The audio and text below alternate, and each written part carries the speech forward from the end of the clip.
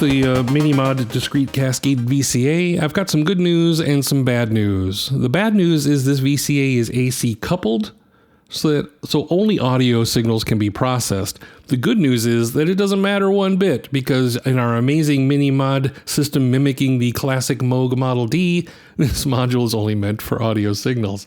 AJHSynth website states that this VCA has a linear response to all CV inputs, so it's best used with envelopes that put out exponential responses. I'm not exactly sure what that means. Let's take a look here at the panel. CV1 and 2 knobs, and these are attenuators for voltage coming into CV1 and 2 at the bottom of the module. These signals are usually contours or envelopes shaping the rise and fall, sustain, and eventual release of the audio signals, just like most other VCA modules. Between 0% and 100% of the incoming signal strength, as you would imagine, the lower the attenuation, the less effect the contour has on the audio signal. Think of it like limiting the amount of envelope being enveloped. Audio 1 and 2 knobs control the amount of audio coming into the audio jacks, respectively, that will get mixed together to eventually end up coming out of the module's out jack here.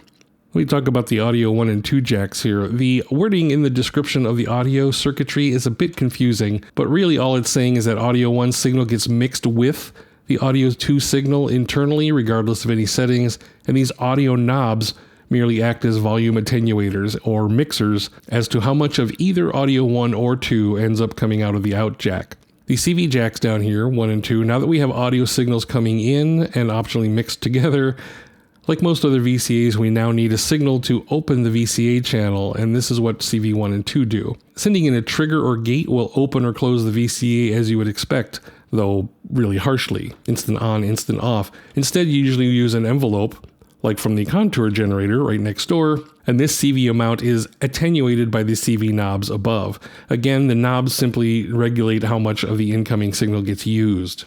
Where this appears different than most of my other VCAs is the manual using terms like CV1 amount is summed to CV2. Let me just read exactly what it says because it's confusing. The manual says CV input 1 is mixed with CV input 2, and the sum of these voltages control the gain of VCA 1.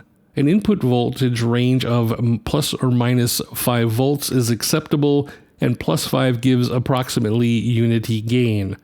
Negative voltages will generally be ignored unless combined with a larger level positive voltage from CV level 2 control, in which case the resulting voltages will be CV2 minus CV1. I am unclear why I would want VCA1 to be affected by VCA2's CV2 input, though this may actually be what is meant by Cascade VCA, meaning one flows into the other. Now the master jack down here, I have a note that says this is an input. Holy crap, all of this time I thought this was an output, and maybe that's why I never got my head around this entire module. This CV input jack varies the gain of VCA2. When this jack is unjacked, the gain of the VCA can be manually controlled with the master level knob. The manual says this emulates the pedal control and input on the Model D, but with a much greater gain range. As stated a moment ago, this knob controls the CV voltage level to VCA2, and a setting of 12 o'clock provides unity gain for VCA2. Alternately, there is an overdrive circuit in the module as well for VCA1. We'll talk about jumpers in a second. And if this jumper is removed, then unity is found at lower master level settings. With control voltage into master CV input, the knob then controls the level of signal sent to the VCA gain. Oh, I'm telling you, this VCA doesn't make a lot of sense to me. Now, the offset knob is the one thing I do understand. It is the initial gain to allow audio through without CV signal to open up the VCA, just like most other VCAs. The out jack is the mono audio signal, which is normally plus minus 5 volts, though the manual warns that this can be upwards of 11 volts if the gain jumper is removed. So let's talk about that real quick again. This is critical because greater than 5 to 10 volts can damage non-MiniMOD modules downstream. I have a note to be sure to emphasize the danger of gain jumper being removed and achieving potentially greater than 11 volts of output. So just like the filter, there is a jumper on the back of the VCA. called J1, which from the factory is jumped or enabled. This prevents the overdrive capabilities of this module, but removing this jumper enables a 20% tube-like harmonic distortion and overdrives the signal by almost 300%. And this could result in a greater than positive 11 volts coming out of this module's out jack, which, as you can imagine, could affect non-MiniMOD modules that are not built to handle those voltage levels. Extreme caution is recommended by AJHSynth when using overdrive VCA with anything that is not a MiniMOD module.